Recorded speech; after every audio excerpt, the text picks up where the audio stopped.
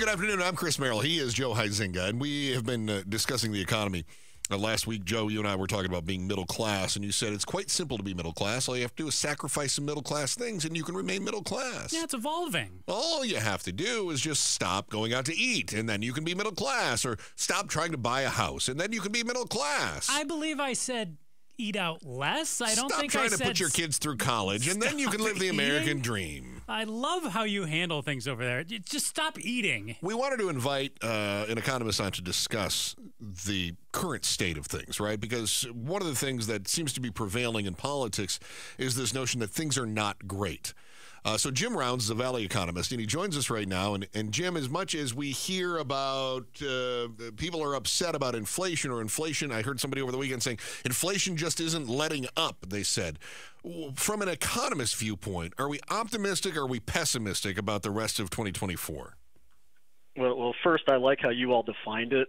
If you just spend less money, you can be in middle class, so that works out great. That'd make my job easier. Right. Yeah, right. I mean, it depends on your individual circumstances. But in terms of inflation, what people forget about is we've had pretty high inflation for a while, and now it's lower. There was a little bit of panic over it being 3% instead of, say, 2.5% recently. But it has to be below zero for prices to be coming down. So even if inflation goes from 10% down to 2.5% or 3%, we're still paying more each and every month. And so we actually have to see some deflation for a little while. And we're seeing that in energy and like with gas prices. Gas prices, when it was about $5.50 a gallon, there was about $2 in there that we couldn't reconcile. And now it's come down quite a bit. So I think it depends on your situation. And if you already had a home before prices escalated, if you have kids in college, like you guys were talking about, I mean, that's a legitimate issue, whether or not you're living month to month or you're comfortable and putting some money aside for a vacation. Yeah. So, Jim, you mentioned deflation. Help me understand this, because what I've always been told is deflation is bad. We want to see prices come back down. The only way that can happen is with deflation, but isn't deflation indicative of a recession or even the D word, depression? How bad is deflation? We'd like to pay less, but how bad is deflation on a grand scale? Yeah, it really depends on the situation. And think about the last two recessions we had. The Great Recession, that was really, really unusual. And the only one more unusual than that was the COVID recession. So we went through these periods where the entire economy of the globe shut down, basically. And so it's uncharted waters right now when you're trying to figure out how you define economic data. And so normally you'd want to see inflation around what we're seeing around 3% right now. It normally indicates a healthy economy, but people are paying way too much still, and we have to get that down. And that's why the Federal Reserve Board is still tightening things up a little bit. We were on the front end of them maybe lowering rates a little bit. I think they're going to hold off on that now. But it's just different now. We have to have different definitions for how we look at things. Sometimes you can look at percentages and think they're good. Like there was a discussion one time where they're saying, well, hey, money supply dropped by a certain percentage, like 5%. We haven't seen that since 1933. But it went up by 50% over a 2-year period during that COVID period. So coming down by 5% really isn't that much. Like it's just made it a mess in terms of doing the math, and so we're having to analyze things completely different than how we did 10 years ago and 20 years ago. Talking with Valley economist Jim Rounds right now, and Jim, right off the top, you said, hey, it all depends how we define things, and it depends on the situation for people out there. But this one, I'm hoping you can zero in on a couple factors for us. Chris and I have picked up on the fact that the lower class is growing a lot faster than the upper class. Why does that seem to be going on? Well, a lot of it had to do with the COVID recession actually hit lower income people the hardest. If you're making below $40,000 a year, you had a 25% chance of losing your job. If you made about $100,000 to $150,000 a year, you probably net benefited financially because of all the extra incentives that were out there. The federal government spending trillions of dollars extra. We had zero interest rates for a while and almost free access to a whole lot of money in the economy for a while. And so it really hit the lower income group. And these are the groups that are now making more in terms of, you know, some of the minimum wage requirements, but also in terms of just what the market will demand. But they're also going to be a group that's going to be displaced more. But when I actually looked up one time how do you define lower class, lower income class, middle income, upper income? And I think I saw 10 different definitions, but the one that I liked the best was middle class. It was about 60,000 to 100,000 per worker, but that's what the data would show. But my gut feel, sometimes you just got to go with your gut feel. My gut feel is that each person in the household, there's 1.5 earners per household on average. I think they'd have to make about $75K each in order to be considered middle class, just with all the extra burdens that there are, the debt from school, all sorts of things like that. So I kind of don't buy into just looking at the pure numbers. You got to go with that gut check as well. Could not agree more. Jim Round's a Valley economist. And Jim, this is why Joe and I were talking about what is middle class. And in order to be middle class, sure, you might make that $60,000 per income earner, per household or whatever it is, but it doesn't necessarily translate into I get to live the quote-unquote middle class lifestyle.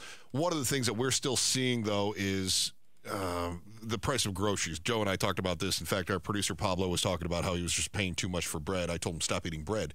He didn't need the carbs, but he didn't want to listen to me. So, Jim, is there a hangover, kind of a sticker shock hangover? In other words, if inflation is down to just 2.5% or 3% right now, year over year, it still feels like it's 20% more because it takes us a while to get used to sort of the new normal. Yeah, there's this term, and it's called sticky up. And I'm writing that down. So when you have prices declining, they jump back up really quick when the economy changes. When you have prices go up, they get stuck there for a while. They don't come down that quickly. And we saw that with price of gas for a while. You're going to see it with food and other things. It's going to take, people getting fed up with it, saying we're not going to pay that much. They're going to go to competitor products. And then the market will kick in and it'll get back to normal. But it always seems like when the prices are up, they get stuck there for a while. They never get stuck down and benefit the consumer. But I see that happening in a lot of different categories. Valley economist Jim Rounds joining us here on the show. Jim, how will I know if I'm in the middle class? I make that 60 to 100K out there that you referenced just a moment ago. How will I know that things are getting better? What are a couple key things that I can keep an eye on as far as stories that I might see if I'm doing a Google search late at night, or if I just happen to be looking at interest rate or grocery prices or gas prices? How do I know things are getting better? What would I look for? Yeah. What should I look for? So there's a couple of broad things. What you want to do is you want to look at GDP, which is just the value of all the things that we make in the U.S. You typically want to see that above 2.5%. It's been growing above that. It was like 3 to 3.5% last time. You want to look at the monthly job growth. You want to see about 250,000 jobs each month, and we've been adding 300,000 to 350,000 jobs each month. So we've been growing at a rate a little bit more rapidly than we've been expecting. The Federal Reserve Board's not going to be raising rates. They're looking for an excuse to lower them, but they got a little spooked by that inflation number. But we're probably going to see that come down closer to the summer.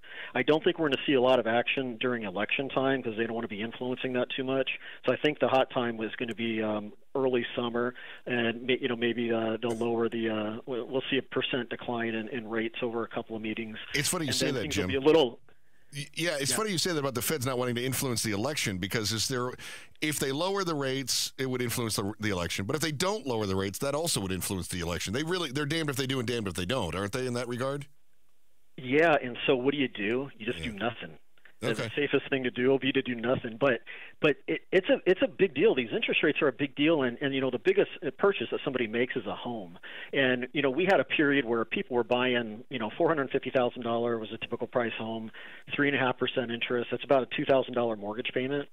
At 7.5% interest, it's a $3,000 a month mortgage payment. So you're basically losing $150,000 of value. So a lot of these people got into their homes and they got locked in at these low rates. They're just going to stay there for a while. We're going to see them running to Home Depot and Lowe's and all these other places to buy goods to improve their homes, and they're going to try to stay put for a while. But if you missed out, housing's very expensive, and that's something that we have to work on across the nation. A lot of it has to do with finances. It's not just cities saying, no, we don't want to build. But That is part of it, though. So we have to build more homes. We have to build more affordable homes. Not everybody can go buy the median price home, nor should you expect everybody to be buying the median price home. If you don't make median income, you shouldn't be buying the median price home. But we don't have enough rentals. We got to be working on that. There's a lot of stuff that we can do at the state level to help people at the margin, but we're also bound by all these macroeconomic things that we're talking about. Valley economist Jim Rounds. Jim, thank you for checking in with us. We greatly appreciate it. Hey, thanks, guys. One way to defeat price increases, and Jim kind of hinted at it, actually, if you were listening to what he said, it might be for all of us to speak with one loud voice, and your efforts are starting to work. Thanks for watching The Chris and Joe Show. Click to see more from Chris and Joe, and tap the button in the middle to subscribe to KTAR News.